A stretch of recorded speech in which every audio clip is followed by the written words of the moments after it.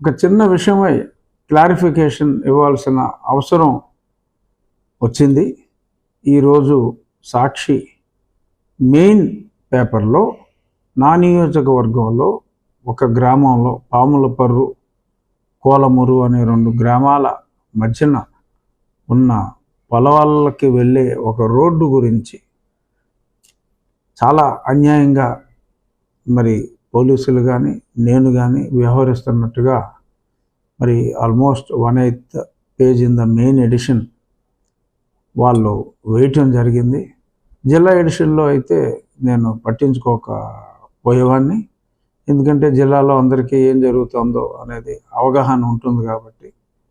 But ఇది రాష్ట్ర వ్యాప్తంగా మరి వాళ్ళకి ఎంతో కొంత సర్క్యులేషన్ ఒక 5-6 లక్షలు ఉంది కాబట్టి అపార్థం చేసుకోకుండా ప్రజలకి నా వివరణ ఇవ్వవలసిన బాధ్యత నాపై ఉంది కాబట్టి నేను ఇచ్చిన వివరణని సాక్షి వారు ఒకవేళ రేపు ప్రచురిస్తే సంతోషిస్తాను. అది వివరణ ఇవ్వాల్సిన బాధ్యత ఉంది. ఆ న్యూస్ హెడ్లైన్ చదువుతా.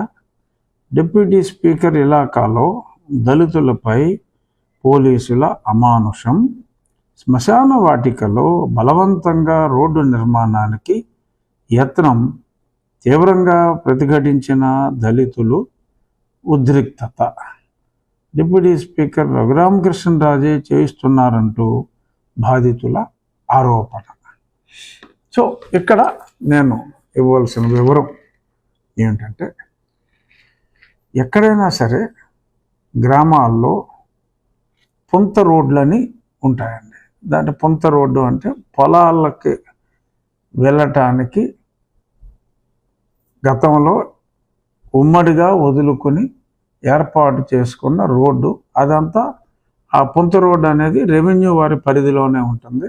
దాని మీద ఎవరికి ఎటువంటి హక్కు ఉండదు. అటువంటి పొలాల్లోకి వెళ్ళటానికి మెయిన్ పొంత దారి 82 సెంట్ల భూమిని పొంతగా ఎప్పటి నుంచో వాడుకుంటున్నారు. గతంలో 2 సంవత్సరాల క్రితం లోకల్ 2 సెంట్ల భూమిని, అంటే అది మొత్తం 82 సెంట్లు అయితే 42 సెంట్ల భూమిని క్రిస్టియన్స్ శ్మశానము నిమిత్తము. ఇక్కడ డిఫరెన్స్ ఉందండి. దళితులు, హిందువులు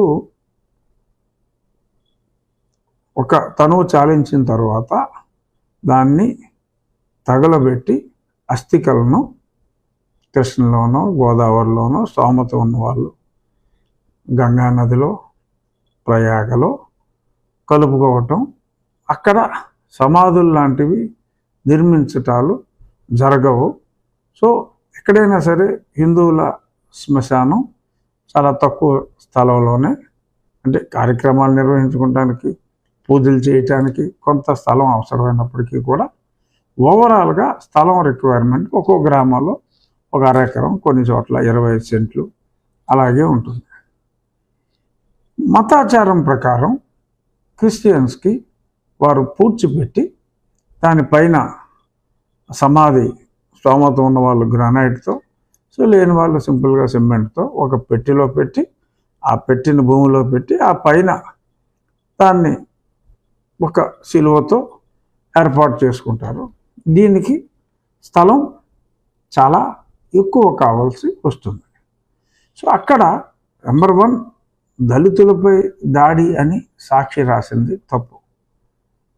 అక్కడ జరిగింది ఏదైతే భూమి అక్కడున్న క్రిస్టియన్స్కి ఇచ్చారో, క్రిస్టియన్స్లో ఒకప్పుడు దళితులుగా ఉన్నవారు ఉండొచ్చు, ఇతర కులస్తులు ఉండొచ్చు, ఎందుకంటే పొలవలేని మతం క్రిస్టియానిటీ.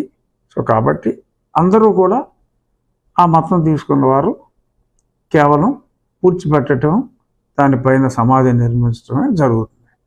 సో దానికి స్పేస్ ఎక్కువ అవసరం ఉంటుంది. అది గుర్తించి 42 సెంట్ల భూమి కేటాయించడం జరిగింది. కానీ ఆ పక్కనున్న 38 సెంట్ల భూమి ఈ పుంతకి అంటే పుంత మార్గాన్ని యాక్చువల్గా పుంతని ఇవ్వడానికి లేదు, అయినప్పటికీ అప్పుడు కలెక్టర్ గారు ఇచ్చారు, ఓకే, రెవెన్యూ అధికారులు ఇచ్చారు. సో ఆ దారిలో వెహికల్స్ వెళ్ళటానికి ఇంతకంటే అవసరం లేదు అని చెప్పి వారు నిర్ణయించుకున్నారు, ఇచ్చారు, అది తప్పులేదు. ఆ ఇచ్చినది కాక ఆ పుంత రోడ్లో ఎవ్వరూ ఎటువంటి వాహనములు మూవ్ అవ్వటానికి వీల్లేదు.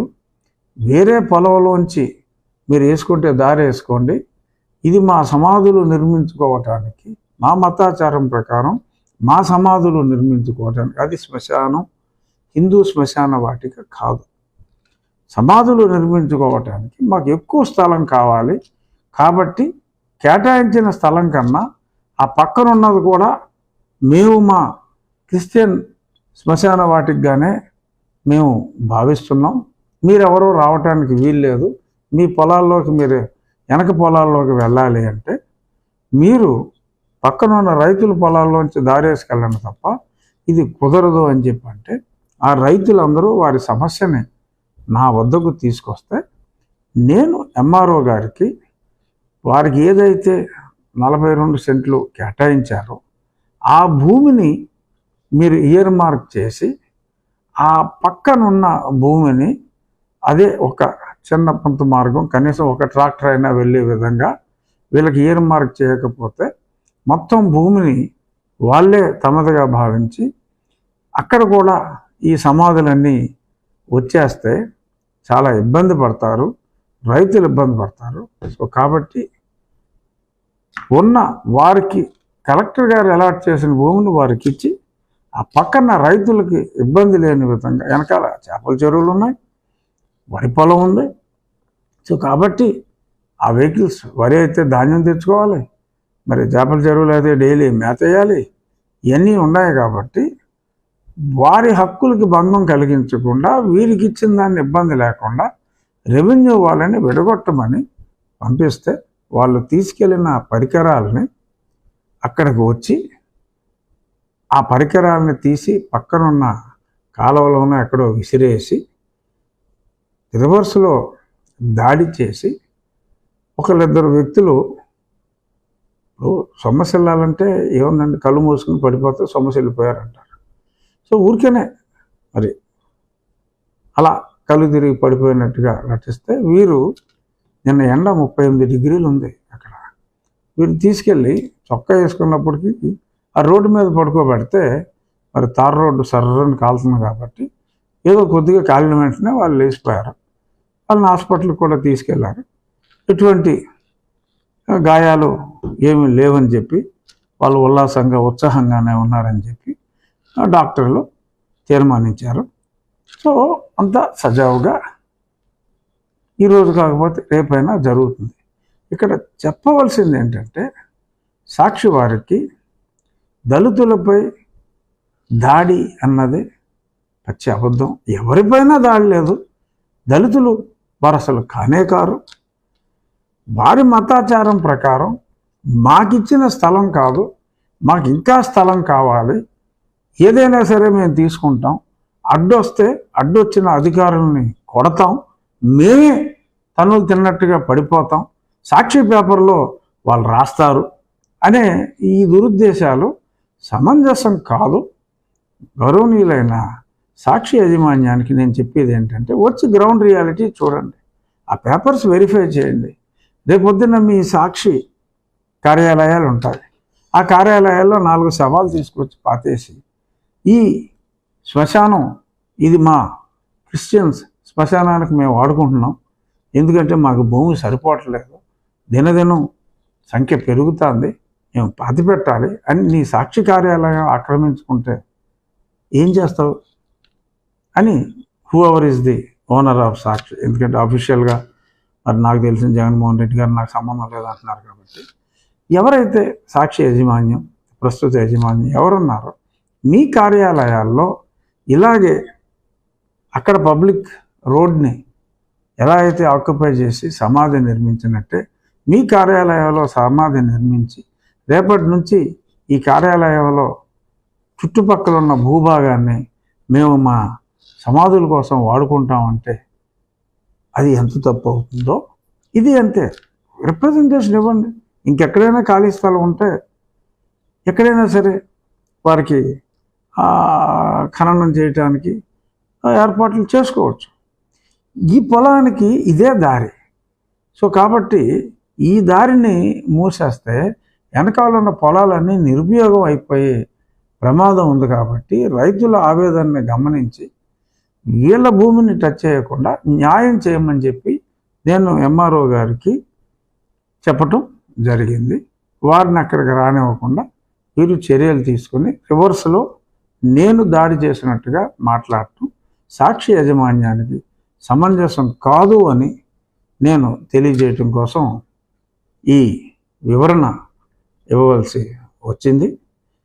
ప్రజలు అంటే చాలామంది సాక్షి పేపర్ చదవకపోవచ్చు, బట్ ఆ చదివిన కొద్దిమంది నన్ను అపార్థం చేసుకోకుండా ఈ నిజం చెప్పవలసిన బాధ్యత ఉంది. నో డౌట్ మీకు శ్మశానానికి ఎక్కువ స్థలం అవసరం అవుతుంది. ఎందుకంటే అనుదినం పుట్టివాళ్ళు పుడుతూ ఉంటారు, చనిపోయేవారు చనిపోతూ ఉంటారు. వారి అవసరాల కోసం కావాలి అంటే ఇది పద్ధతి కాదు. ఎక్కడైనా స్థలాలు మీరు కొనుక్కోవచ్చు. చర్చ్ ప్రాపర్టీస్ చాలా ఉన్నాయి.